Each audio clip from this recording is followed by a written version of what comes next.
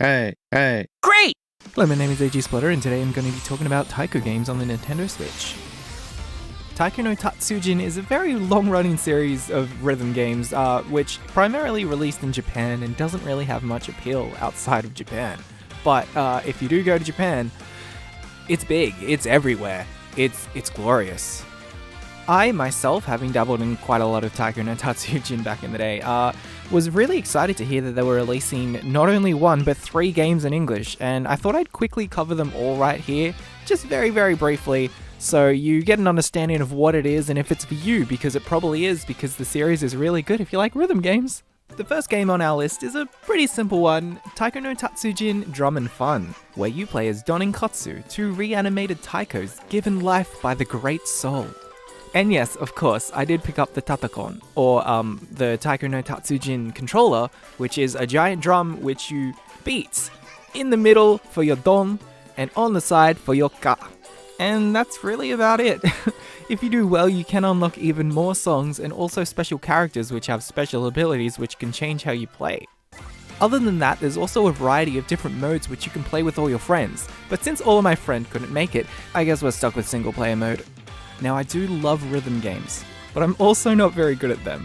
So I'm most comfortable on normal mode or easy mode when I don't know the song at all and I'm just learning it. But if you think you've got what it takes and you can take on the extreme mode, then even songs like the ABC song are bound to give you trouble.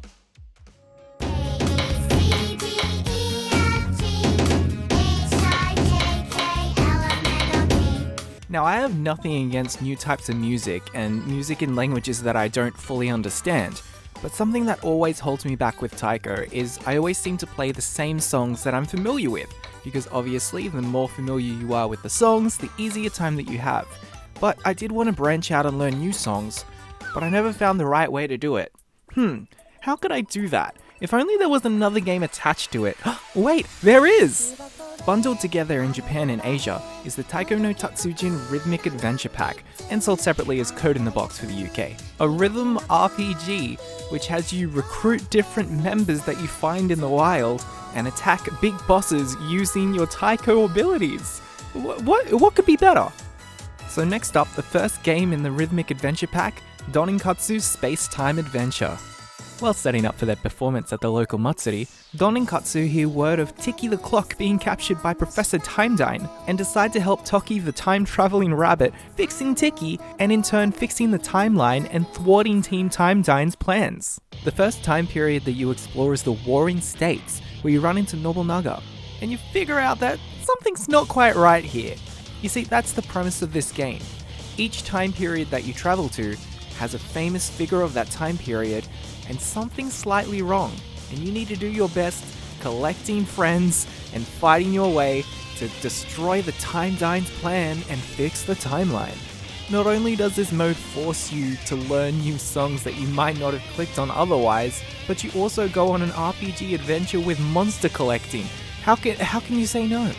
The visuals, even though upscaled from 3DS, are just so charming. They've got so much character. The character designs are amazing, and the dialogue is something that kept me hooked. And even though each world only has about 4 or 5 songs that they play on repeat in battles, it didn't get too repetitive. And the way that you recruit allies is a little bit different to what you might think. After completing a winning performance, the enemies have a very small chance of wanting to join you on your adventure. And since there's only one type of every single monster that can possibly join you, you don't need to sit there grinding for hours and hours hoping to get the rare spawn to want to join you, only to be stabbed in the back by the super common Oni that wants to join you for the 50th time.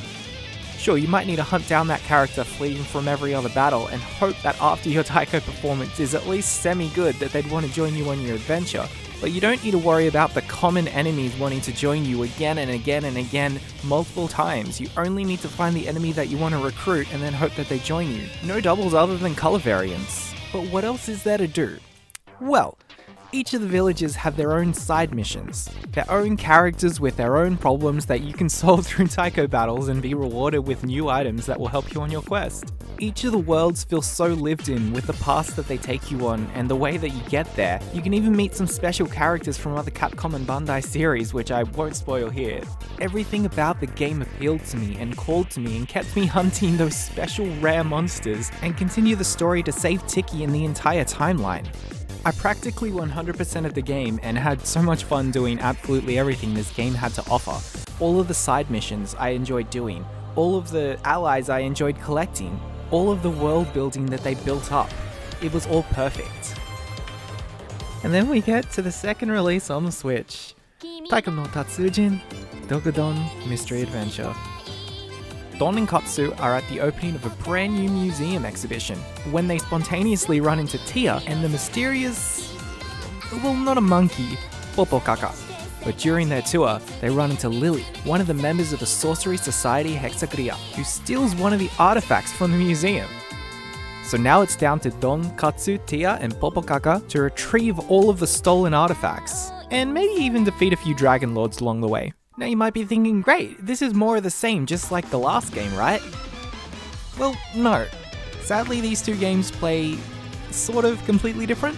So instead of a team of 4, you've now got a team of 9. And it greatly changes your disadvantages and advantages depending on what row you put them in. Not only that, but recruiting the enemies is a little bit tougher this time. Remember what I said earlier about only needing to hunt one enemy and just fleeing from the rest? Well, fleeing is a little bit harder this time around, and also you can recruit multiples of every enemy because there are fusions. I didn't even bother with the fusions. I didn't try to figure out what fused with what. I just kept on getting the same old common enemies over and over and over again and couldn't get any of the rare ones. Not only that, but the character designs aren't as strong as they were in the last game. And to top it all off, the songs were a lot slower, and I didn't enjoy a vast majority of them. Not to mention, the way that you encounter enemies is different as well. Now you can see the enemies coming towards you on the map, and you get to choose if you want to go into them, or if you want to try and escape. And when given the choice, I did choose to avoid them 99% of the time. In the first game, each of the monsters had their own individual nicknames. But in this game, since you can recruit multiples of them, and since the Japanese and English alphabets aren't exactly the same, all of the names were cut off really awkwardly and it was hard to connect with any of the characters, especially with their subpar designs of this game. And on top of the mediocre writing, the story beats were very formulaic. You go to a town, each of the towns has 2 or 3 side missions, almost none of them really have any place to be there. Then you go through one dungeon, not too like the last game, with very similar locales and the same amount of enemies and the same 4 or 5 songs that are very slow, very repetitive. You get to the boss fight room, you fight one of the Hexagria, you fight the boss, and then you rinse and repeat. It was the same thing every time, and it just wasn't like that in the other game on the Switch. And possibly playing them back to back really did dampen my experience. But I sort of rushed through this second game. I did find, however, that it was a lot more challenging in the later half of the game. I actually died to the final boss tens of times, and that's on easy difficulty, until I really powered up my characters. But overall it was still a good experience, just not as fun as the first one in my opinion. So if you are looking for a new RPG, which is also a rhythm game, which is also a character collecting simulator, then maybe this game is right up your alley too. And of course when you're done with the RPG mode, you can just play the Rhythm Adventure pack just like a normal Taiko game. What's not to love? But also don't let me put you off the second game. I just personally didn't enjoy the character design, most of the writing, the songs and the tempo of the songs compared to the first game. But it was still a fun experience and I'm glad that I went through it. I might even go back to it one day. So if anything I've said has been even slightly appealing to you, then please pick up this game. Then maybe in the future we might get the other DS and 3DS Taiko no Tatsujin RPGs translated into English and released. Just don't expect to play the RPGs with the drum, because why would the Tatsujin be compatible?